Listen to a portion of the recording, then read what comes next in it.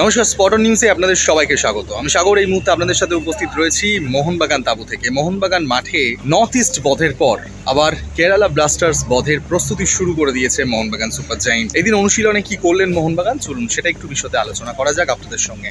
আমরা যেমনটা জানি, নর্থ ইস্টের বিরুদ্ধে দুরন্ত পারফর্ম দেখা গেছিল, বিশেষ করে দুই উইং প্লেয়ারের কাছ থেকে, মনবীর এবং লিস্টন।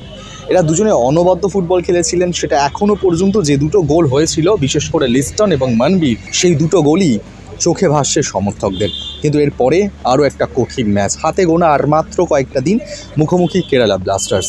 কেরালা ব্লাস্টার্স নিঃসন্দেহে শক্তিশালী দল। শুরুটা ভালো করেছিল, আবার ছন্দপতন, আবার একটু হলেও তারা ছন্দে আস্তে আস্তে ফিরছে। এই ম্যাচেও তাদের কামব্যাক করার ম্যাচ, তারাও চেষ্টা করবে মোহনবাগান শক্তিশালী দল, শীর্ষস্থানীয় দল, তাদেরকে হারিয়ে আবারও কিন্তু একটা ভালো স্থানে উঠে আসার।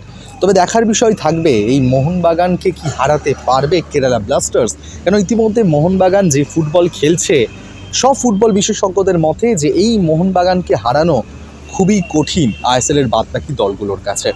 বিশেষ করে মোহনবাগানে সব ফুটবলারই চনমনে মেজাজে আছে। রদ্রিগেজ, সুভাশিস ছিলেন না, এই দুই ফুটবলার কিন্তু ফিরে আসছেন। 4টি গোলের জন্য তারা ছিলেন না। দীপেন্দু আর আশিস রায়, আশিক কুরুনিয়ান, বিশেষ করে যে ভূমিকাটা তারা আগের ম্যাচে এই দুই ফুটবলারের অবর্তমানে পালন করেছেন, সত্যি প্রশংসনীয়। আশিস রায় কিন্তু ম্যান অফ দ্য ম্যাচ হয়েছেন। দীর্ঘ সমালোচনা হচ্ছিল আশিস রায় যে জায়গাতে খেলছেন রাইট ব্যাক, সেটাতে তিনি ঠিকঠাক ফিট হচ্ছে না, এটা নিয়ে চর্চা হচ্ছিল।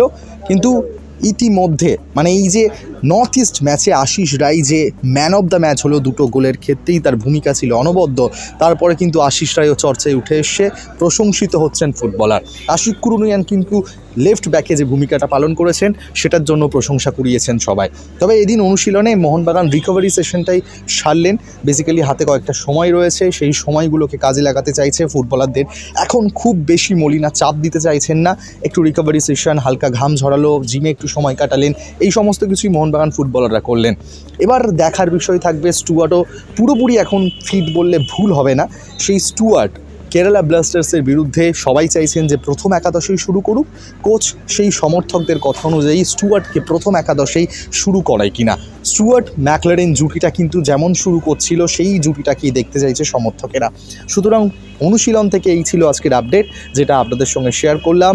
প্রীতম কোটাল রয়েছে কেরালা ব্লাস্টার্সে, প্রবীর দাস রয়েছে, ভুলে গেলে চলবে না। এই দুই প্রাক্তনী মোহনবাগানই খেলেছে। এদের বিরুদ্ধে মোহনবাগান আরও একটা জয় তুলে নিতে পারবে কিনা, এখন সেদিকেই থাকবে চোখ। আপাতত আপনারা চোখ রাখুন স্পট অন নিউজে।